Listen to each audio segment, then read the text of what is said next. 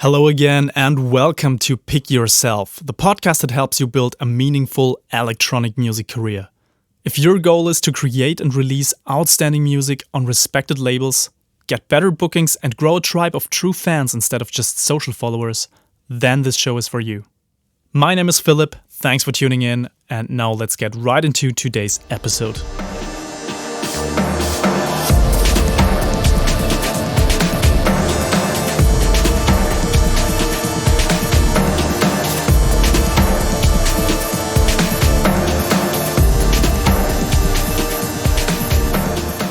Welcome to episode 49 of Pick Yourself. I'm super happy to have you here with me again. Thanks for tuning in. Thanks for taking the time to listen to me every single week. I'm super stoked about this, and I have received a lot of great messages from people who have been listening to this show for the past year now, and that is incredible. I just want to leave you a little thank you. You're awesome. And for all the people who just found out about this podcast, we have a fantastic Facebook community. You can go to pickyourselfpodcast.com/community. That will forward you to our private Facebook group. And yeah, the people inside this group are probably really similar to you, trying to build a meaningful career in music, especially in electronic music. And we help each other, we support each other, all the questions get answered. And we also have dedicated discussion threads for every single episode that goes out here. Now, in case you're the kind of person that loves to implement things, that loves to actually work on your artist career, I have something for you. It's called The 7 Strategies of Highly Successful Electronic Music Artists. That is a free PDF, and you can get it at pickyourselfpodcast.com/free. And in this PDF guide, I am walking you through the strategies that have helped my most successful studio clients. So I've worked with people that have global success, I've worked with people that have local or national success, and I have dissected their strategies and the things that they have in common, things that you can also implement early on in your artist career, and that makes it more likely for you to succeed in this industry. So go to pickyourselfpodcast.com/free. I'm convinced that this resource adds a lot of value, and it takes you like 5 minutes to read, but it can dramatically change the outcome of your artist career if you implement these things. All right, let's now jump into this week's episode topic. We are talking about making money from music. Yes, we're talking about the evil thing called money. And actually, the title of this episode is How to Make Money from Music and Turn Your Passion into a Career. Yeah, that sounds more noble.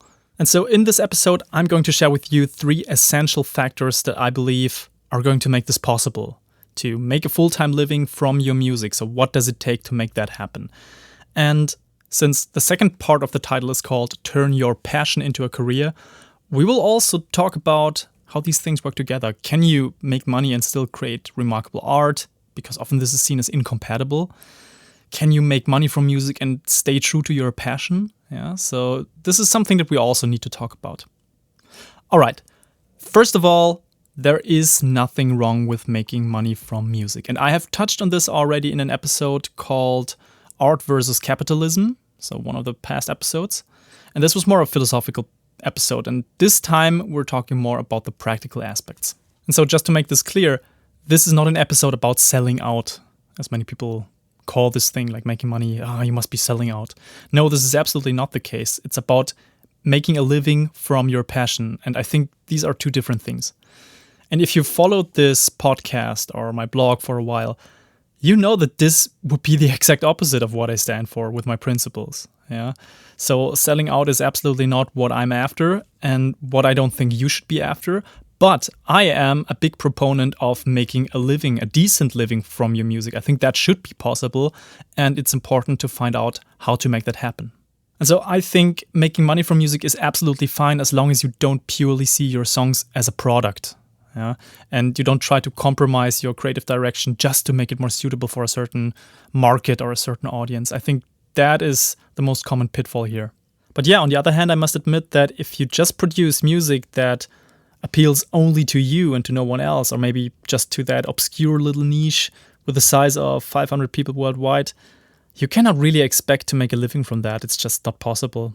And so just to quickly recap our Art versus Capitalism episode from a couple of weeks ago, I've talked about 3 strategies that help you focus on the right aspects. And that was, first of all, put your true heart and soul into your music. That means you increase the emotional impact of your songs, which adds extra value to your fans. Then the second one was challenge the status quo. And that means you push intentionally the boundaries of your genre. And the third one was provide context and orientation. So you lead your tribe of true fans. You try to be a visionary in your niche. So all of these things, if you go back to these three aspects, they help you create great art that also sells. Now, these factors mainly focus on the musical content and how you interact with your audience, but we haven't talked about your own mindset. Yeah. So what about the music industry these days? What about the environment around you? And I think this episode is a great way of looking at the same discussion from a different perspective. So let's see how you can make money from music. And I have again come up with 3 different factors that I believe make a huge difference here. Now, let me preface these 3 factors that allow you to make a living from music with something pretty beautiful that I found. Of course, everybody knows that in the music business, there's no guarantee that you're ever going to make it. And that's completely okay, because if it was that easy, everyone who has this dream would go for it without any hesitation. So it takes guts. It takes a certain level of braveness for you to jump in and really go for this. And in my research for this episode, I have come across a very honest and thoughtful blog post by a guy called Danny Barnes on how to make a living playing music. Was the name of this blog post. I don't know him personally, but he seems to think along the same lines as I do. So let me quickly quote a short paragraph that I find very useful. So Danny Barnes writes, "Build your own audience. If you can sell your own records, that you make yourself and do your own shows, you can attract the attention of industry folks and get your calls returned. Then you probably won't need them unless you want them. And that's a better bargaining position for you. Work on your draw. If you don't have a draw, these are some likely things to look at. Where you are playing isn't the right place. The music isn't there yet. The time isn't right." And so here is what I love about this quote. Danny Barnes tells you not to wait until some magic moment of luck happens and Mr. Big Ass Manager or label saves your artist career, jumps in, walks into the room and saves the day. And in past episodes, I've talked at great length about growing your own tribe and getting to 1,000 true fans. And you don't need anyone but yourself to build an audience. This is the most important factor. Your music has to be remarkable, and you should focus on building a strong artist brand. And the most idiotic thing you could do is wait until you get discovered. Yeah.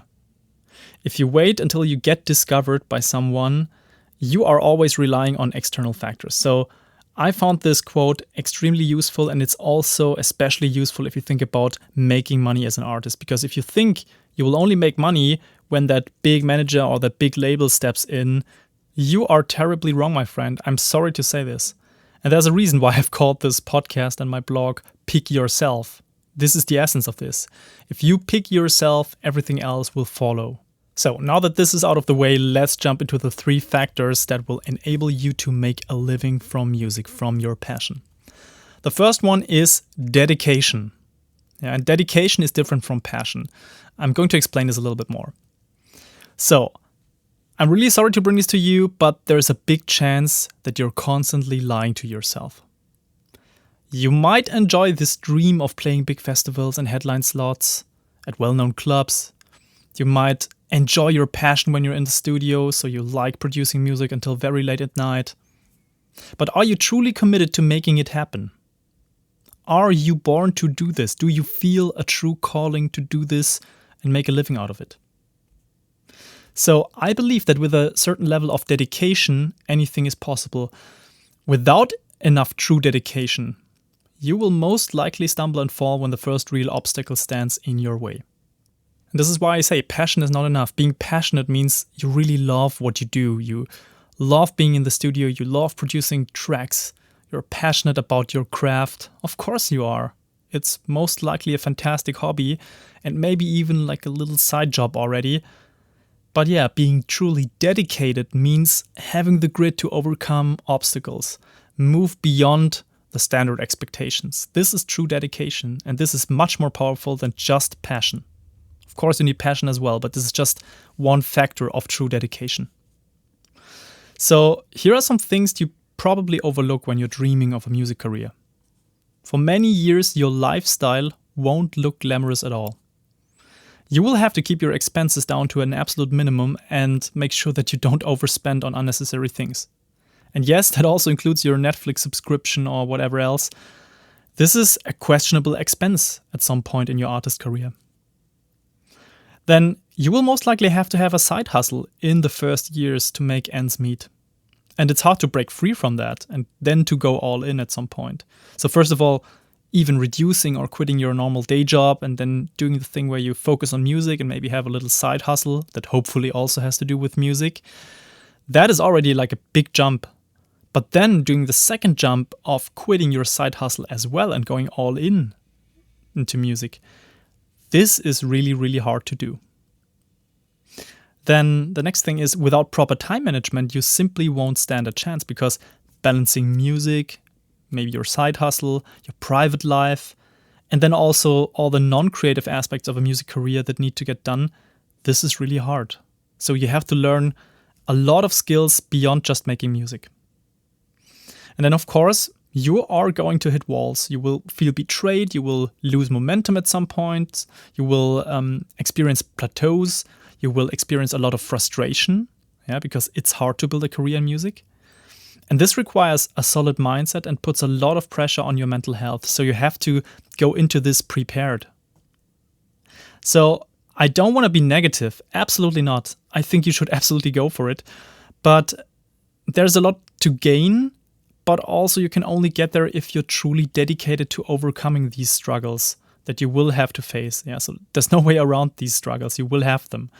And this is why grit is so important.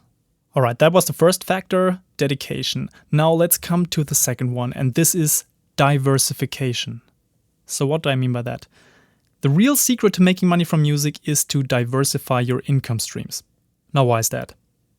So sure, you can bet on landing a massive viral hit in your genre, but even that might not help you survive in the long run. And since the mission of this podcast is to help you build a sustainable, meaningful artist career, I'm going to show you how to make a living from music over the course of decades and not months. And if you just land a viral hit in your genre, you will probably have enough money for a couple of months. If you're massively successful, then maybe over a couple of years, but then that's it. And now let me show you what happens if you don't diversify your income streams from music. Let's say you're an artist in 2020, the year of the big global COVID-19 pandemic, and your income relies over 90% on playing live shows. Guess what? You're screwed. Unless you have set aside a lot of money in the last years, you really have a problem right now. And don't get me wrong here, I absolutely empathize with everyone who's struggling financially right now. A lot of my clients are struggling right now financially because of the lack of live shows. So this is a terrible situation. But the sad truth is that in order to survive as an artist in such a crisis, you need to A, have some savings. So that's the first real important thing. And B, be mentally prepared for it. And C, have the ability to ramp up other forms of income during such a period. This is super important especially if you're a full-time music producer. You need to have different income streams to survive these extraordinary times. And not only extraordinary times, don't get me wrong here. So it doesn't have to be a global pandemic every time. It's also possible that the style of music you play just suddenly goes out of fashion pretty quickly. Of course you have to pivot. Of course you have to find new ways of making money from music. And now let me ask you something. How many income streams do you think a musician can have? How many can you come up with? 3, 5, 7? So there is a pretty cool list of the DIY musician blog of different income streams for musicians. And I have also thought a little bit beyond that and collected additional ones. And I came up with 13 different income streams. And I'm sure I can come up with more if I just spend more time on that. Let me just walk you through them quickly. So there is streaming revenue, Spotify and so on. Download sales, so something like Beatport.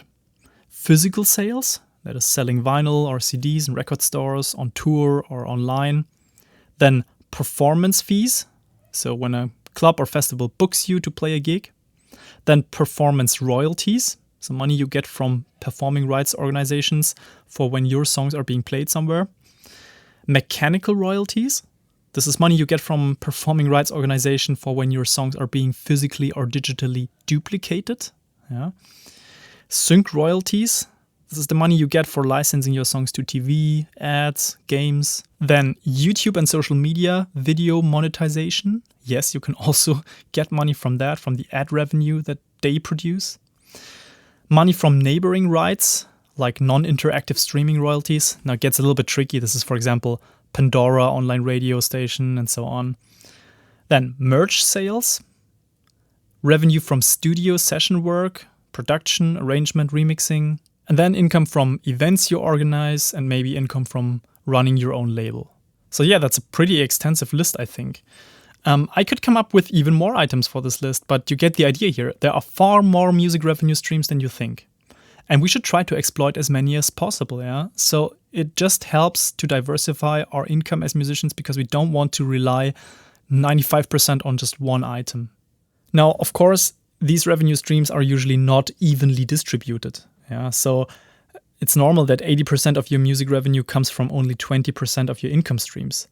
But then you still have the other 80% of income streams that account for 20% of your income. And if one of your most important income streams breaks apart, yeah, you can still ramp up another source of income and see if you can make up for the loss of the other thing. And this is really important. So think about diversification as your safety net as a musician. Now let me give you a little quick look behind the scenes of how this works for super successful people that I work with. I won't mention names here and I won't mention the exact numbers simply because I don't know these numbers, but I definitely know what these people are doing. So these are people that tour the whole world, that play at least 4 shows a month usually. And of course, their main income stream is live shows. Yeah, so they play gigs on festivals, on big clubs, and they get massive booking fees. Yeah, booking fees usually in the 4-figure area, on some festivals also 5-figure area.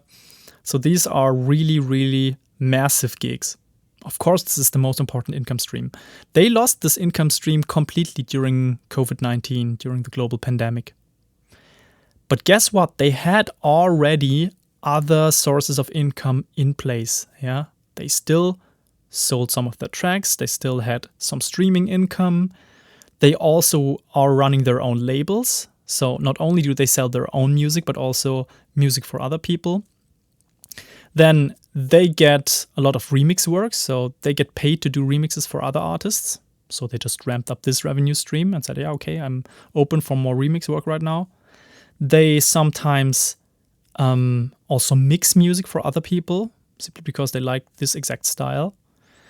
And some of them also produce music for games, music for TV, for commercials, and theater plays. So all of these things that are kind of connected to music and can pay pretty decently, they do these things. They had these revenue streams already in place before the global pandemic happened.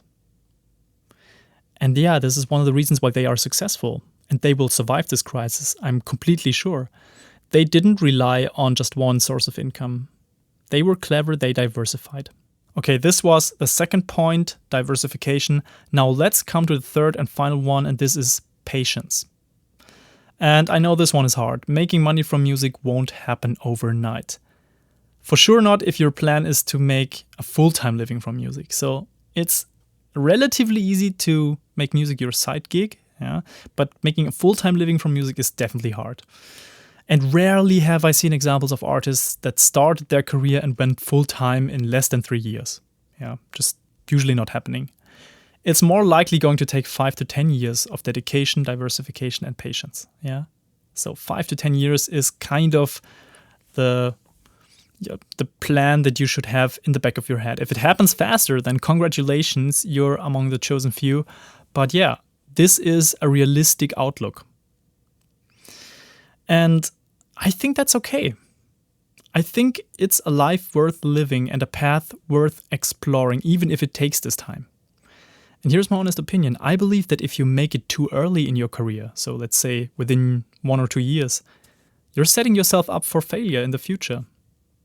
You won't succeed in the long run because it's the obstacles on your way that help you build the necessary grit that you need for the rest of your artist career. If your success happens super quickly within the 1 or 2 years after starting and you go full-time immediately, you will most likely crash massively when you hit the first real obstacle. And someone who has taken the time, 3, 4, 5, maybe 6 years, and then goes full-time, that person will have experienced quite a lot of difficulties on the way. And so I think it's the slow growth that lets us become wise and stay relevant in the long run.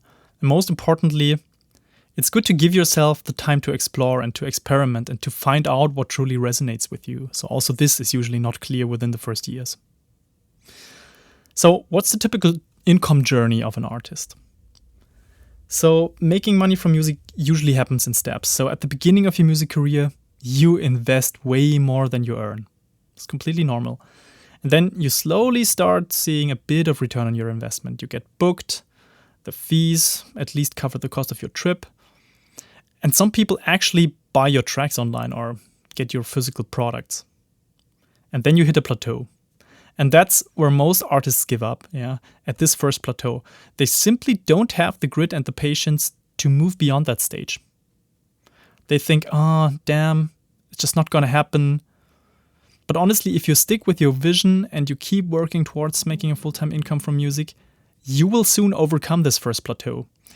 And that's where the big shift happens.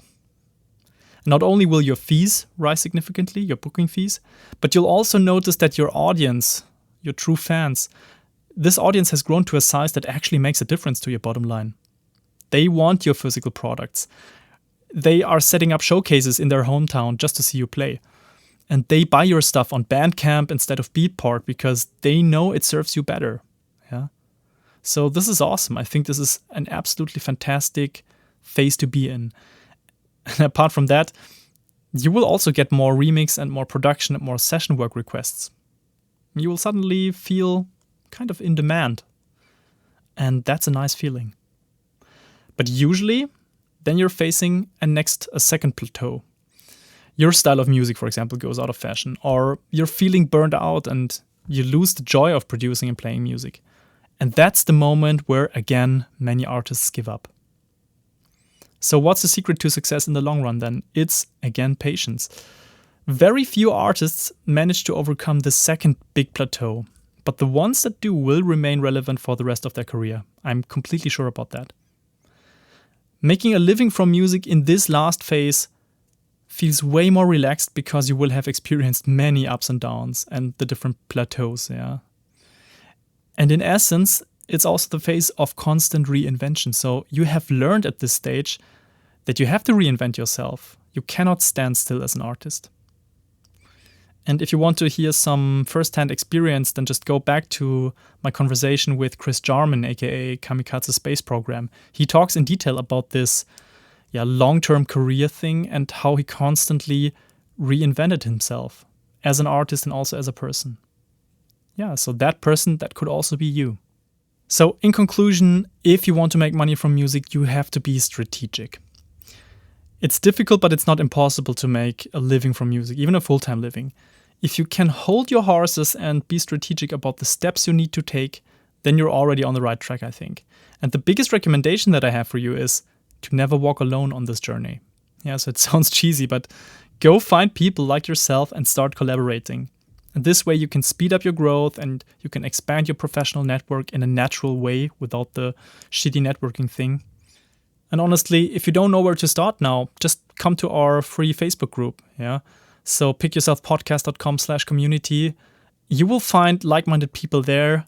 You can, of course, also join other groups or just find people in your area. But I think that our Facebook community is a great starting point because it's the people that listen to this podcast. So they already have a pretty similar mindset to you probably. So come join us, pickyourselfpodcast.com/community. We are waiting for you.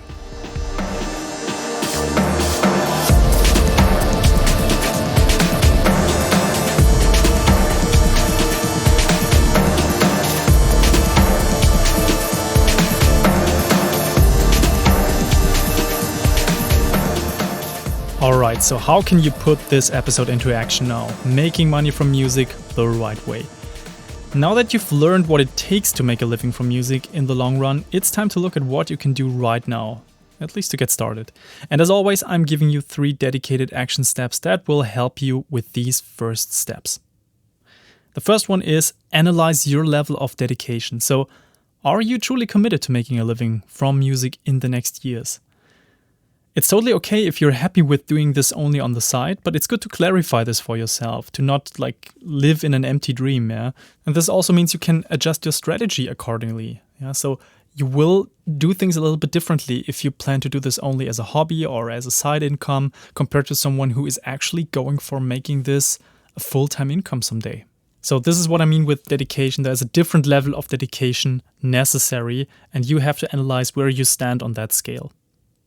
Then the second action step is add at least one new income stream this month. And please take this seriously. You need to explore new income streams as soon as possible if you want to reach a good level of diversification in the next years. And so start with putting together an overview of your music income and your expenses. And honestly, a simple Excel sheet or a spreadsheet is fine, just so you have an overview of what actually happens music career-wise and income-wise. And then you can see what income streams do I already have, and then you take a look at the list that I've given you, and you can also go to pickyourselfpodcast.com and see the list again in front of you in a blog post for this episode. And then you can analyze, okay, which income stream is the easiest for me to add as a next one. Now, the third and final action step is prepare for a marathon, not a sprint. And I'm saying this over and over again because I think this is really important. This refers to your patience, of course. You have to calm yourself down again and again and again. Patience is the key to long-term success in the music industry, and it helps to do some written visualization exercise. So this is my homework for you. Do some written visualization of how the next years are going to look like. How are they going to unfold?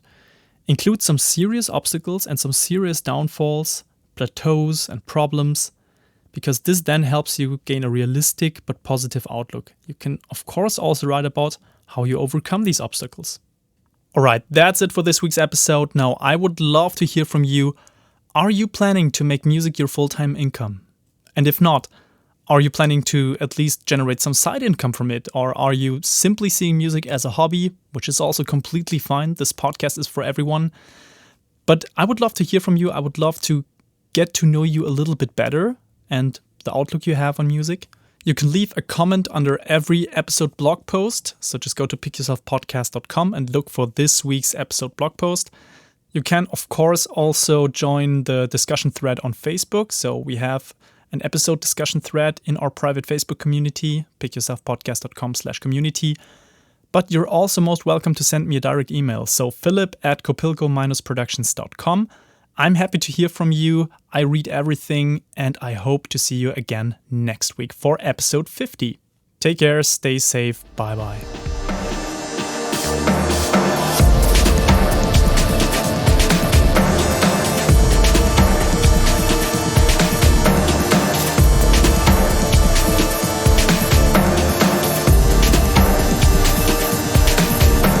If you don't want to miss any of the upcoming episodes, please make sure to subscribe on your favorite podcast app.